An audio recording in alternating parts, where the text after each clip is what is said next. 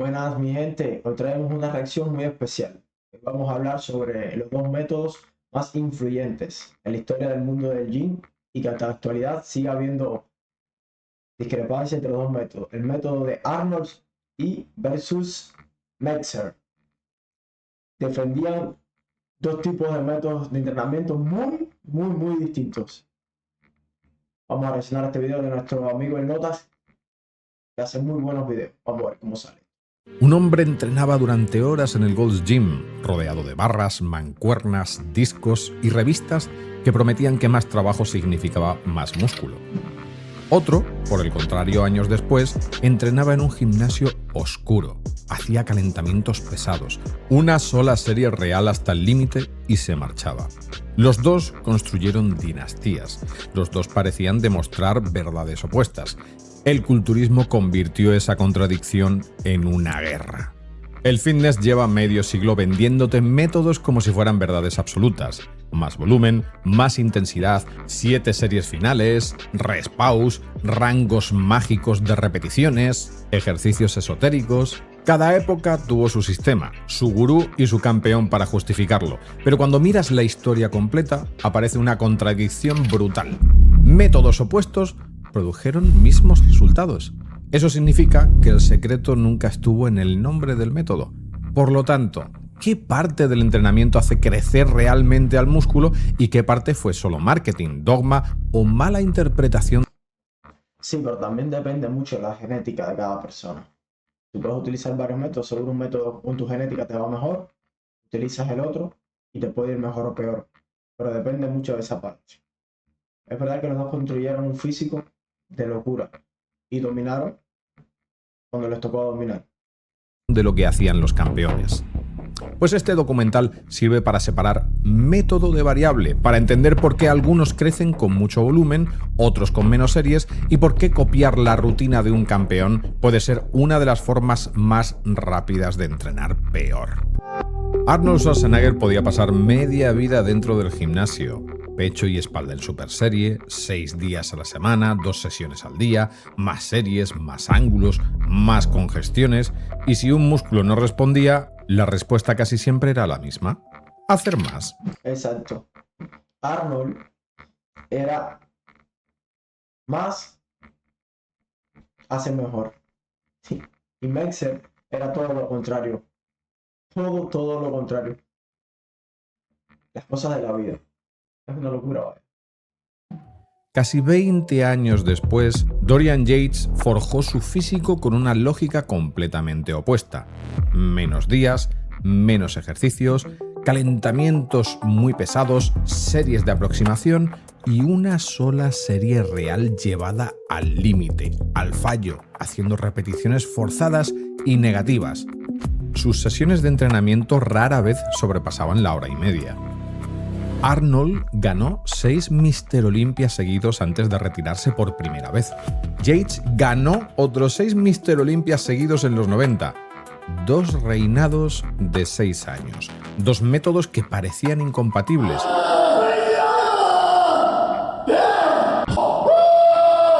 Y una contradicción que el culturismo tardó décadas en explicar. Si existiera un único método correcto para ganar músculo, uno de los dos tendría que haber fracasado, pero no ha fracasado ninguno. Durante años, la gente lo convirtió en una pelea de bandos. Arnold contra Mike Mentzer, volumen contra intensidad, gimnasio contra ciencia. Pero cuanto más miras la historia, más incómoda se vuelve la respuesta. Comprender eso no solo sirve para hablar de culturismo del siglo pasado, sirve para entender por qué tanta gente lleva años entrenando, cambiando de rutina cada 3 meses y sin saber qué variable está fallando. 1972. Imagínate que estás en el Gold's Gym de Venice. No hay cronómetro, no hay hoja de series ni repeticiones, no hay una aplicación de progresión, solo tienes barras en el suelo, bancos ocupados y gente que lleva años construyendo una forma de entrenar por ensayo y error y también por las tendencias de cada época. Pecho con espalda en super serie, bíceps con tríceps, gemelos casi a diario, y si un músculo no respondía, la solución no era entrenar menos. Era añadir más ejercicios, más ángulos, más series. Este era el mundo de la Golden Era. volumen, variedad, congestión y una idea muy seductora para vender en revistas. Si no creces, probablemente no estás haciendo suficiente. Arnold Schwarzenegger ganó 6 Mr. Olympia consecutivos en la Golden Era entrenando justamente así. El documental de Pumping Iron lo convirtió en algo más que un campeón. Lo convirtió en una imagen. Y esa imagen definió cómo millones de personas en todo el mundo concibieron el entrenamiento durante la siguiente década. Pero había una parte de la foto que casi nunca salía en las revistas. Ese sistema funcionaba para los que podían tolerarlo. Y los que podían tolerarlo no era el culturista promedio, eran personas con una biología fuera de lo común, teniendo una muy buena base de entrenamiento y en un contexto farmacológico que no se discutía públicamente. Para el resto del mundo, replicar exactamente lo que hacía Arnold podía acabar fácilmente en estancamiento, fatiga crónica o lesiones antes de producir el físico prometido. Nadie hacía esa distinción todavía y la industria, desde luego, no tenía ningún incentivo para hacerla. ¿Funcionaba el volumen de entrenamiento o funcionaban los atletas que podían sobrellevarlo? ¿Tú qué piensas? Al margen de lo que ocurría en la Golden Era y en la industria. Sí, porque al mayor carga de volumen, mayor fatiga muscular, ¿entiendes? Y hoy en día las personas que saben no recomiendan eso porque puede haber lesiones, el descanso hoy en día es peor, la alimentación es peor y no se recomienda. Pero bueno, si a Arnold le funcionó, muchos deben pensar que sí. Todo depende también de la genética, la recuperación que tengas, tu estilo de vida, tu nutrición, pero no sé. Yo no intentaría ese método, que vas a tener una sobrecarga muscular muy heavy. De los hermanos Weider apareció alguien completamente inesperado. We can do a lot. Literally, we could train you properly for 2 years or less, and your mother might not recognize you or even believe that it was you if she didn't see you in the meantime. But you still wouldn't place in the top 1,000 in a major physique contest. You don't have that freakish potential. Discutirlo todo y de mirar el gimnasio con bastante desprecio. A comienzos de los 70, mientras la cultura Weider empujaba hacia más volumen, más series y más tiempo entrenando, Jones empezó a decir algo que sonaba muy incómodo. Mucho de lo que se hacía en el gimnasio no servía para estimular mejor el músculo, solo servía para cansar más al atleta. Y eso tocaba una fibra bastante sensible, porque el culturismo de la época había convertido el cansancio en una prueba de compromiso. Si salías destruido, parecía que habías entrenado bien. Si pasabas 2 horas bajo las pesas, parecía que estabas haciendo lo correcto.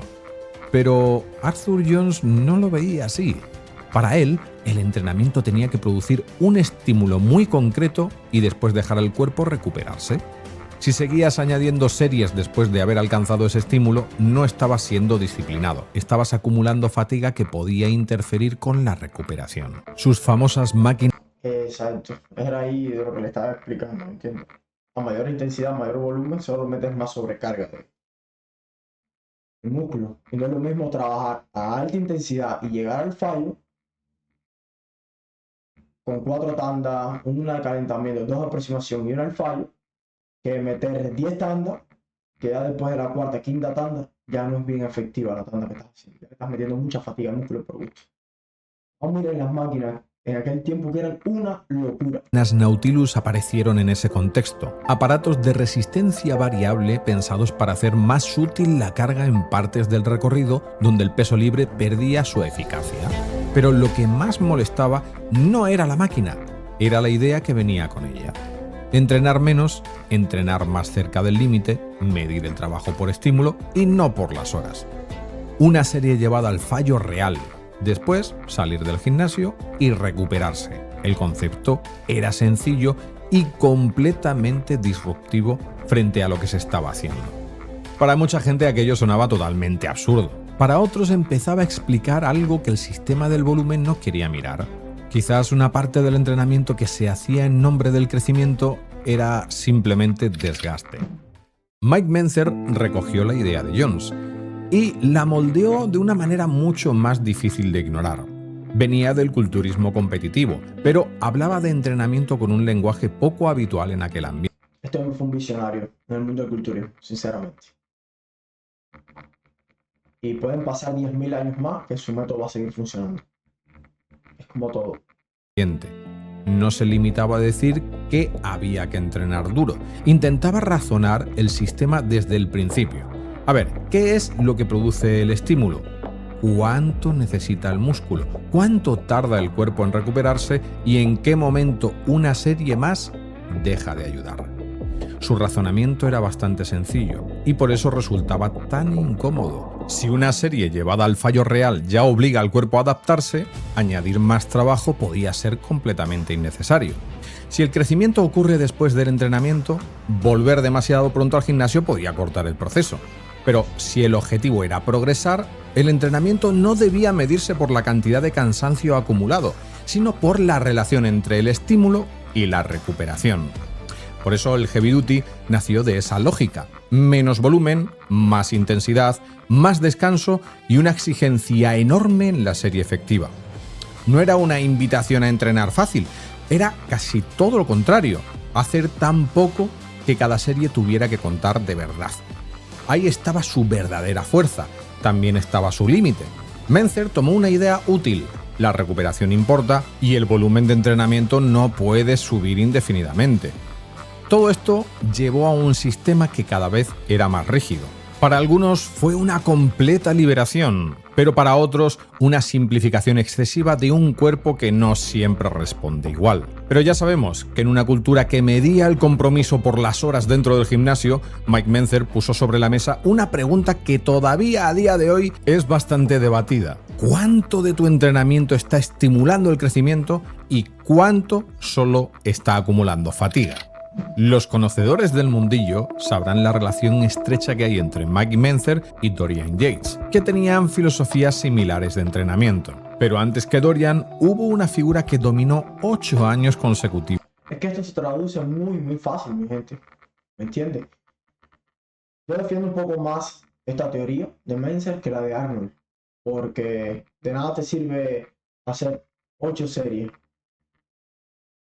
de un ejemplo de pectorales y no llegar a meterle la suficiente carga al músculo, que hacer 4 de ellas una aproximación y 3 al fallo, ¿me entiendes?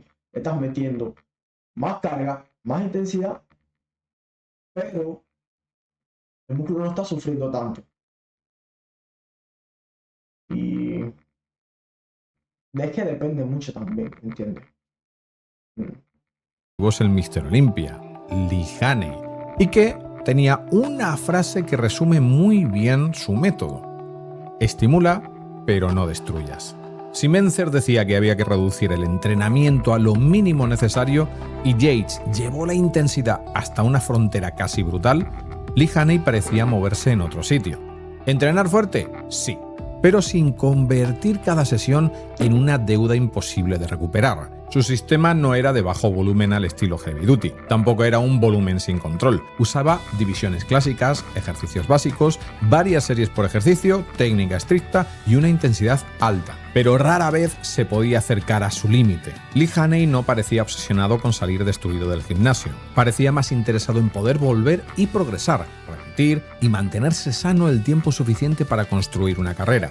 Y eso es lo importante, porque así ganó 8 Mr. Olympia seguidos y se pudo retirar bastante joven. Y aquí aparece el conflicto. Quizás la pregunta no era cuánto puedes estimular en una sesión, sino cuánto puedes estimular sin empezar a destruir la recuperación que necesitas para crecer. Haney no encajaba del todo en la guerra simple entre volumen e intensidad, y precisamente por eso es útil, porque demuestra que entrenar durante... Sí, porque hoy en día hay muchas personas que están bien equivocadas. El gimnasio no construye, no. El ejercicio rompe fibras. Y una vez que tú sales de ahí, en verdad empieza la construcción. Es donde viene la nutrición, donde viene el descanso. El músculo se construye con una buena nutrición, un buen descanso, más de 7 horas de sueño y dándole los suficientes nutrientes y proteínas, aminoácidos que necesita el músculo para recuperarse. Porque el gym solo crea micro rupturas musculares, no más que eso. De nada te sirve matarte en el gimnasio y llegar a tu casa y tener una mala nutrición, un mal descanso y demás. Horas y reducirlo todo a una serie límite no era para él lo más óptimo, sino que un volumen suficiente, una técnica limpia, un esfuerzo alto y la recuperación idónea para él era su método de trabajo. Una vez llegados a este punto y con los métodos de entrenamiento vistos, ¿cuál crees que sería el mejor sistema de entrenamiento hasta la fecha? Déjamelo ahí en los comentarios. Después de Lee Haney, entre 1992 y 1997, Dorian Yates ganó 6 Mr. Olympia seguidos. No entrenaba como Arnold, partía de los principios de Arthur Jones y Mike Mentzer, pero los llevó al escenario más competitivo del mundo. 4 días a la semana, 1 hora, calentamientos progresivos, una única serie de trabajo real por ejercicio y en muchos casos algún intensificador que convertía esa serie en un infierno. Come on, finish it! Yes! Come on, now, stick it! Come on! Finish it! Hold it! Very good! El método se llamó Blood and Guts y lo que produjo fue uno de los físicos más densos y mejor condicionados que el Olympia había visto hasta ese momento. Pero llamarlo una sola serie era técnicamente cierto y narrativamente engañoso. Vamos a ver, porque antes de esa serie ya había aproximaciones pesadas, activación progresiva, concentración total. Cuando llegaba el momento del trabajo real, no era una serie cualquiera. Era el punto final de toda la preparación. Exacto. Siempre él iba en series descendientes. ¿Me entiendes? Y a la hora de llegar a esa última tanda que él llamaba serie efectiva, ya llevaba una carga de trabajo muy buena antes. Entonces ya terminaba de destruir su músculo con esa última serie. ¿Me entiendes? Y encima se prolongaba con repeticiones forzadas, con negativas o incluso parciales. La fase excéntrica lenta y controlada. La conexión mente-músculo no como metáfora motivacional ni esas chorradas, sino como una forma de exprimir la tensión y sostener el esfuerzo cuando la serie ya estaba en el límite. Una serie de Dorian no se puede comparar con una serie normal. En cuestiones de fatiga local, concentración y coste de recuperación podía equivaler a mucho más de lo que otros llamaban varias sesiones de trabajo. La serie de Dorian era una auténtica aniquilación del músculo. Por eso su sistema se centraba en quienes podían sobrevivir a ese tipo de entrenamientos.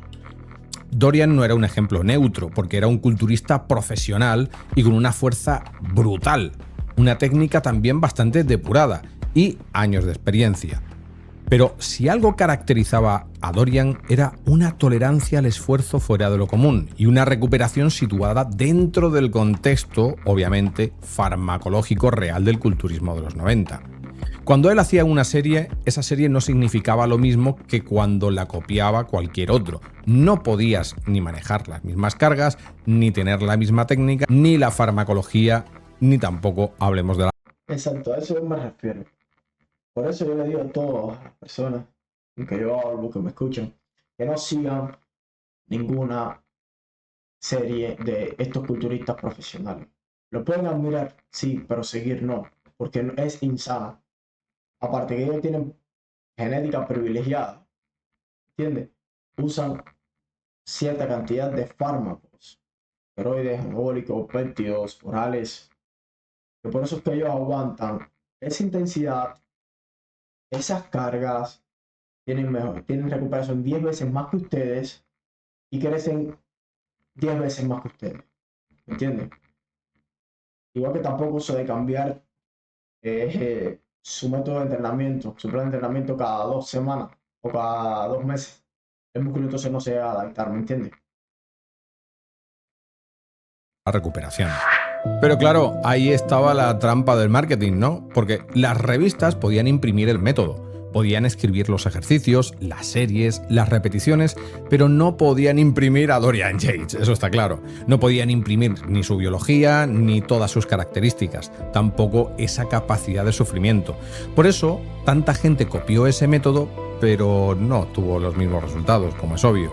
Y entonces la guerra entre volumen e intensidad empezó a parecer como mucho más sucia. Porque el gran error de todo esto es que estábamos comparando métodos adaptados exclusivamente para ellos y no para todo el mundo. Por eso, si quieres progresar, tu entrenamiento tiene que estar adaptado a tus características y no copiar lo que han hecho otros. Después de Dorian Yates, muchos pensaron que el culturismo ya había entendido la dirección. Menos volumen, más intensidad, más recuperación, una serie real, fallo, precisión y silencio. Pero todo eso se fue a la mierda. Porque entonces apareció Ronnie Coleman. La cara oculta de la luna, el más grande. Este hombre llevó su cuerpo al límite. Fíjate si llevó su cuerpo al límite que hoy en día está pagando las consecuencias. Pero como este, no hay dos. Este hombre rompió todos los récords de fuerza y de peso habido y por haber del mundo. Ninguno como este, el más grande.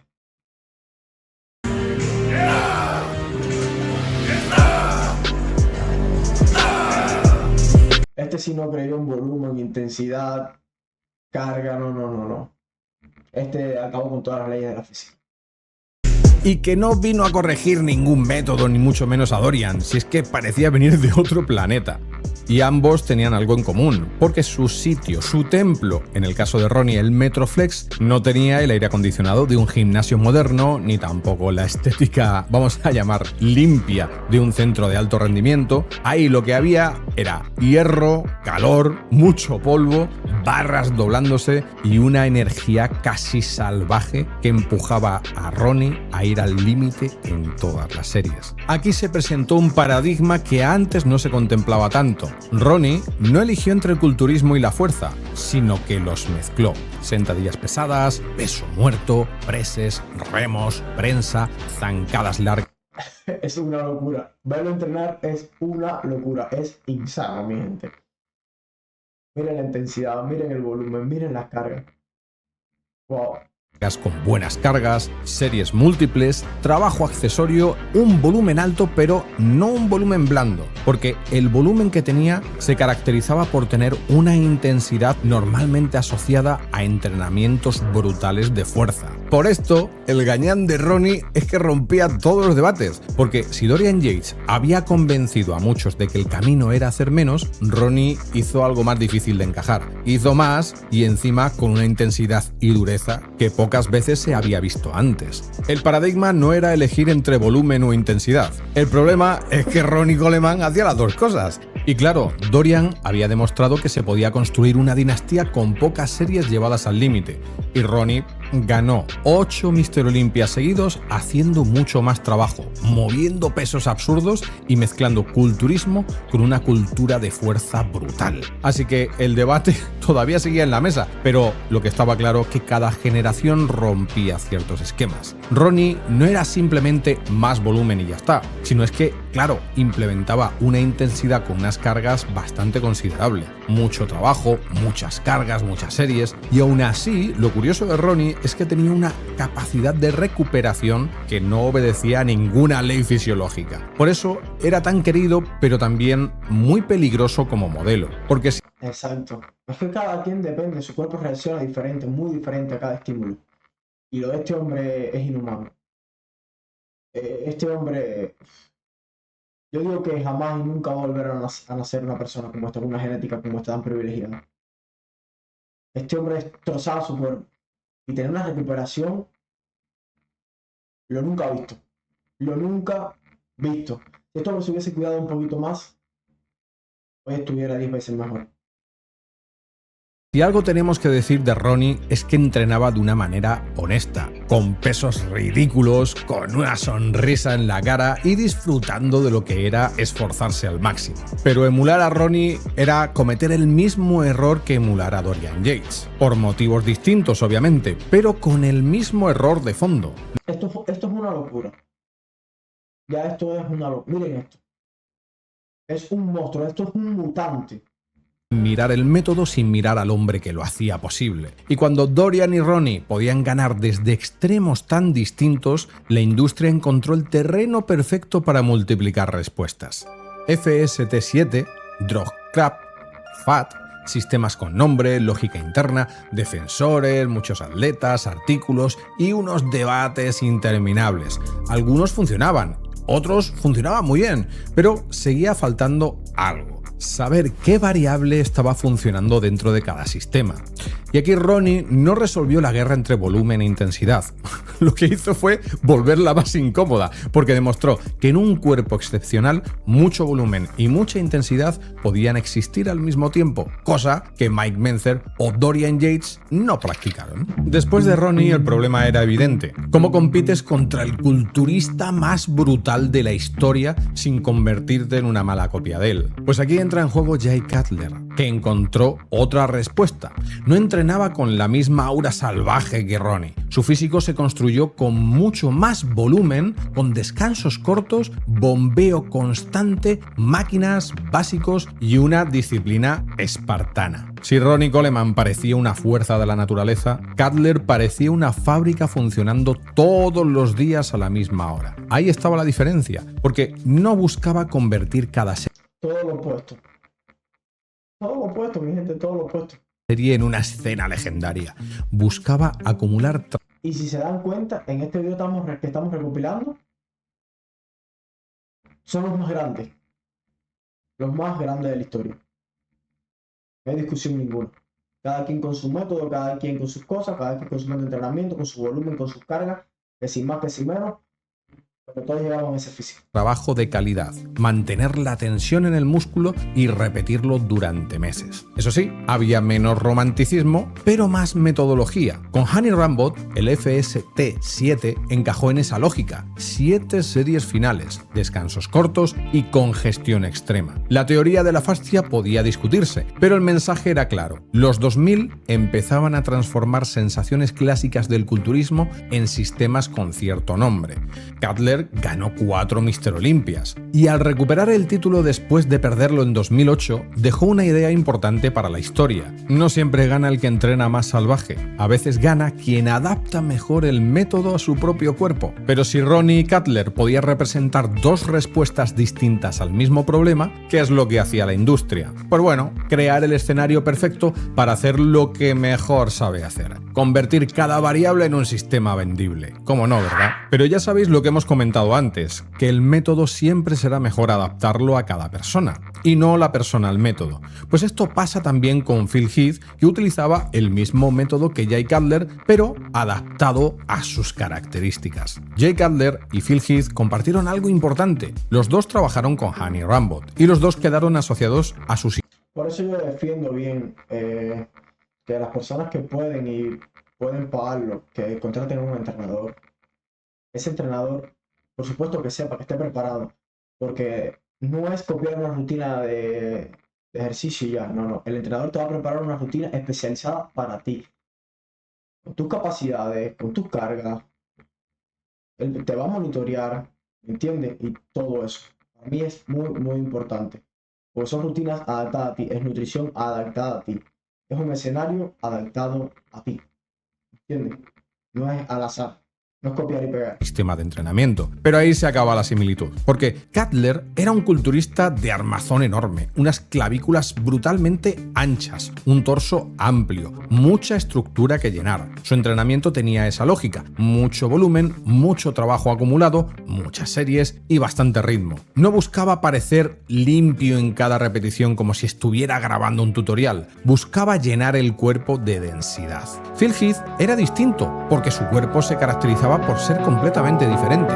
No tenía la gran estructura de Cutler, pero sí unos vientres musculares redondos, brazos enormes, deltoides llenos, una apariencia tridimensional que hacía que cada músculo pareciera salir hacia afuera. Y claro, su entrenamiento tenía menos sabor a fábrica de volumen y más precisión. Máquinas, poleas, aislamiento, bombeo, ángulos muy elegidos y mucho cuidado en no perder la línea que le hacía especial. Cutler Cutler entrenaba para llenar una estructura grande. En cambio, Heath entrenaba para amplificar una genética muscular privilegiada. Y esa diferencia importa muchísimo, porque los dos podían usar el mismo entrenador, el mismo método y hasta ejercicios parecidos, pero no estaban resolviendo el mismo problema, porque Cutler necesitaba densidad y tamaño total, una presencia para presentarse frente a Ronnie Coleman. Phil Heath necesitaba mantener esa redondez, esa separación, los brazos dominantes, hombros llenos y una imagen de músculo casi inflado desde dentro. Por eso, el mismo sistema no significaba lo mismo en los dos cuerpos. En Cutler, el FST7 encajaba como remate de un volumen enorme, una forma de acabar de llenar el músculo después de mucho trabajo acumulado. En Heath encajaba como una herramienta de detalle, de expansión visual, aislar, congestionar, redondear y exprimir un músculo que ya tenía una forma extraordinaria. Llegados a este punto del vídeo, os habréis dado cuenta de la frase más... Es todo lo contrario, y incluso utilizando el mismo entrenador.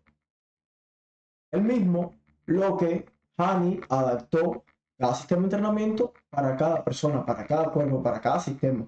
¿Me entiendes? Especializado para cada uno. Importante, y es que el entrenamiento se adapta a la persona y no la persona al método. Durante décadas, el culturismo discutía mirando los cuerpos. Si Arnold ganaba, el volumen parecía tener razón, pero si Yates salía ganador, la ganadora era la intensidad. Si Ronnie ganaba, todo volvía a romperse y entraba en juego la fuerza. Y luego con Cutler y Heath aparecía otra lectura, otro sistema y otra explicación. El problema es que un campeón siempre parece una prueba, y casi nunca lo es. Un campeón es demasiadas cosas al mismo tiempo: genética, entrenamiento, química, años de experiencias, lesiones, recuperación, etc, etc, etc. Cuando todo eso se mezcla en un solo... Bueno, mi gente, muy buen video a nuestro amigo el Nota. Muy buen video, muy interesante. Ahora la pregunta es, ¿ustedes cuál método utilizarían? Quedó bien clarito sobre los métodos, tipos de métodos, la diferencia entre uno. ¿Cuál es mejor? Déjenme su comentario, denle like, apoyen el video, suscríbanse que es gratis, me ayudan a mí y ayudan al canal a seguir subiendo para que YouTube me lo recomiende. Vamos a seguir reaccionando a videos como este. Muchas gracias, sigan mostrando su apoyo. Bye bye, se les quiere.